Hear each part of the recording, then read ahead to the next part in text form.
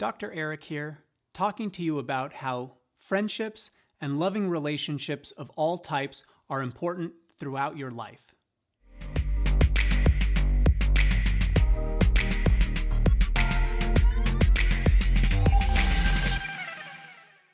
Friends are those people in your life who help support you through caring and respect. A person can have many friends or just a few friends. Often, people will have different types of friends as well.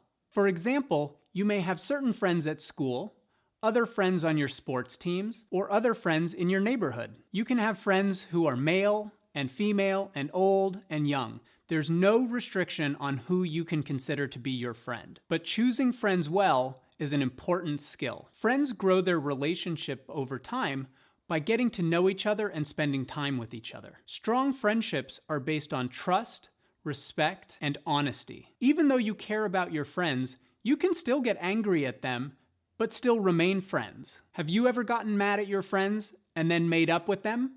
That's actually very common. Sometimes friends even hurt each other's feelings. The important thing though about friends is that they can forgive each other and make up. The way that friends develop their relationships over time is by sharing their feelings with each other. Over time, friends can influence each other in both positive and negative ways. For example, you might have a friend who convinces you to learn how to play the guitar. That would be a positive thing. But you also might have another friend who pressures you into trying smoking. One of those is a good thing, and one of those is a bad thing. Both people in a friendship should learn from each other, and your friendships should make you feel good about yourself. If you don't feel good about yourself with a certain friend, that person probably shouldn't be your friend. And most importantly, you should be able to talk to your friends when you have a problem or need support, and they should be willing to help you. Sometimes friendships can evolve into romantic relationships, but people can also be friends without being romantically involved. This is true whether people are the opposite sex or the same sex, meaning boys and boys, boys and girls, or girls and girls. When a friendship becomes romantic, sometimes those people will date. Dating is when two people are romantically attracted to each other and choose to spend time together. This oftentimes happens as children become teenagers, though not all teenagers will date. And dating is not limited to teenagers.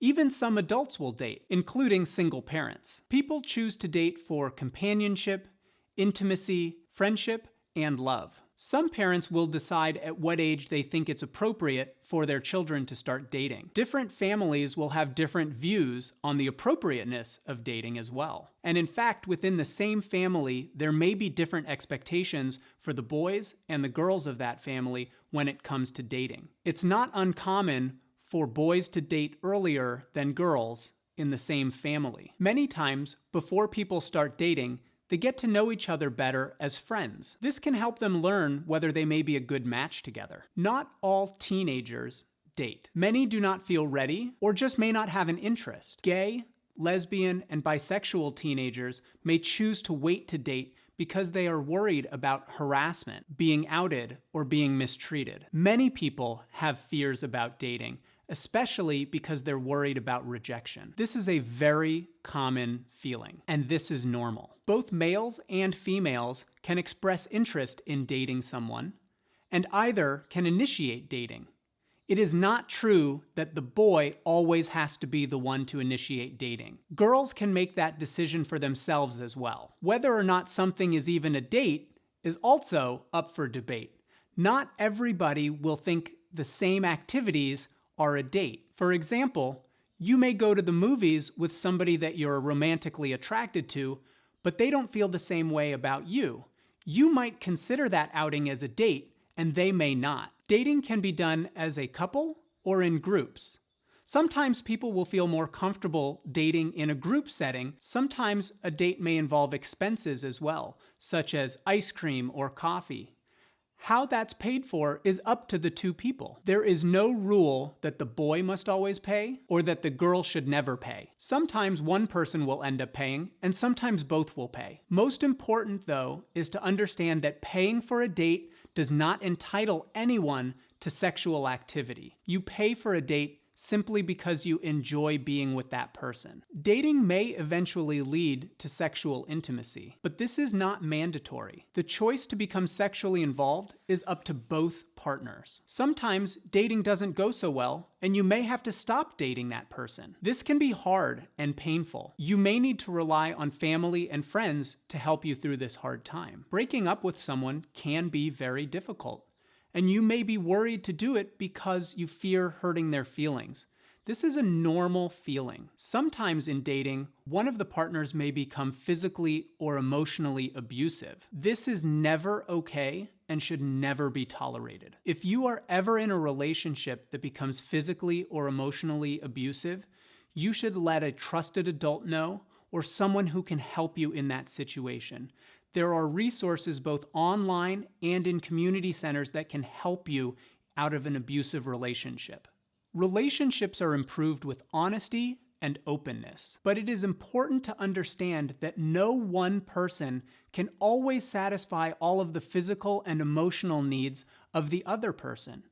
That's why most people in relationships will also have friends.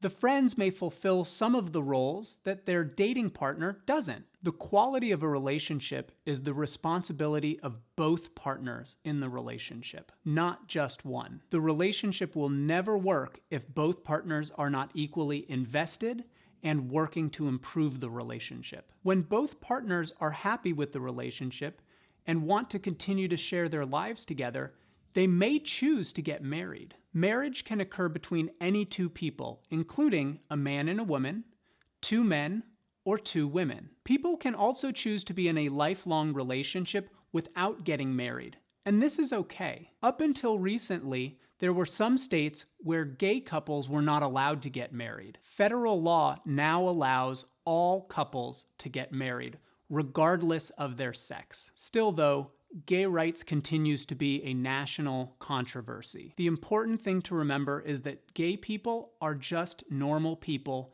who deserve to find the same love that everyone else is entitled to. And they deserve the same rights and legal protections as everyone else. In some cultures, the people getting married have little to no choice in whom they marry. In the United States, though, most people choose the partner themselves. When two people choose to get married, they should be honest and open with each other, since marriage requires mutual effort. Marriage is a legal contract between two people and the state in which they live. It comes with certain legal protections and obligations. It may also involve a religious or civil ceremony. If one or both of the partners in a marriage become unhappy, they may choose to seek counseling. Counseling may help to strengthen a marriage. In other situations, they may choose to break up or get divorced. Divorce is more common when the partner's married at a younger age, for example, as teenagers. Divorce can be very hard on both partners, and especially on any children in the marriage. During and after a divorce, the children may live with one or the other parent, or sometimes split time between both parents. Children may try really hard to try to convince their parents to get back together, but that does not usually happen, no matter how much they want it to. If your parents are going through a divorce or have gone through a divorce, the most important thing for you to understand is that it is not your fault, and you cannot fix it. If you are having a hard time with your parents' divorce, you may want to seek counseling, and there are resources to help you better understand your feelings. Eventually, the parents and the children will learn to move on and become happy in their lives again.